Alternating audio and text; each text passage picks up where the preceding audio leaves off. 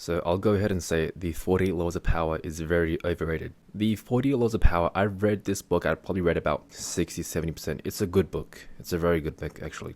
You do learn a lot from it. But I believe that the praise that it receives is too much. It doesn't deserve the praise. Now, we've all heard on Instagram how this book's banned in prisons, how people use it, how they manipulate people.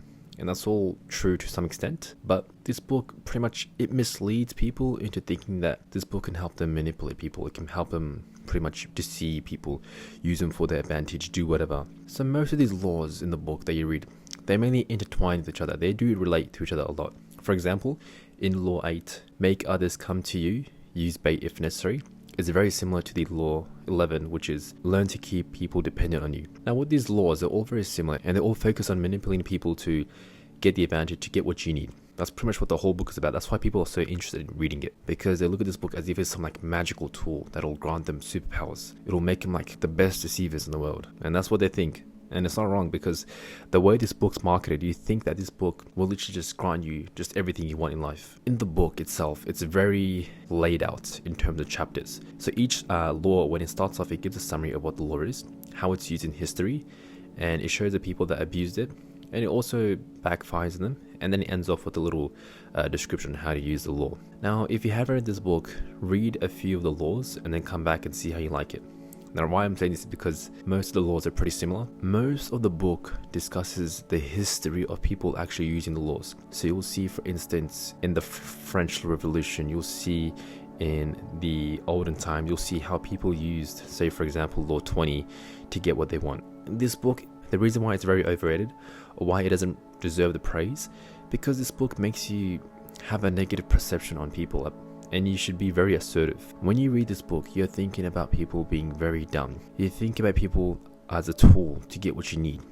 For instance, I can manipulate someone at work to get what I want. I can manipulate my friends. Now, if you think this way, you're pretty much being very selfish in a way. Now, we can get debatable here, but I think we can all agree that being a manipulated person is not very good. And the book, it makes you look at life as if you're like a lone warrior and you just want to manipulate people. You just want to use them to get what you want. And you don't have any empathy, you don't care about anyone else. And my nature is completely opposite to this book. I don't like to think like this. I know Robert Greene himself probably isn't really wanting this in a way, because he just studies the history and he just showcases what they do, and people use it to their advantage. But this book isn't all out what it seems to be. Yeah, it's a good book, but the book still requires focus. It still requires you to actually use the laws. You can't just expect to read them and just suddenly become a Casanova. It doesn't work like that. Now, the hype that this book receives is beyond what any book has normally received. If you've been on Instagram, if you've been on TikTok, I guarantee you've seen the post about the 40 Laws of Power being banned in prisons. I've seen it, everyone's seen it. And that's how the book became so popular, because people were intrigued.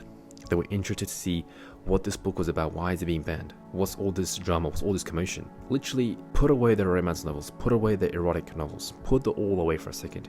Just focus on this. This book, literally, banned in prisons. They had celebrities reading this book, and people on Instagram were testifying about this book on Reddit. And what do people do? When they see this, they become drawn to it, because it gives them a sense of power and excitement. It's something new. It gives them hope that maybe I can change, maybe I can do something different, maybe I can manipulate people. When someone feels hope, they become drawn to it. They become very engaged with it. And that's exactly what this book offers. That's exactly what this book does. Now, overall, I'd say the book is a good book, but the internet just makes it out to seem that this book is just something else than what it actually is. The book, simply, if I just had to make a summary, it's just a book about laws of how people manipulated people back in the early years and how you could possibly use it. But this is all theoretical, honestly. In this day and age, you gotta use actual experience to see what works and what doesn't. Sure, read the book, but don't have this negative perception towards life that you're someone that deceives people. Be an open person and be a good person.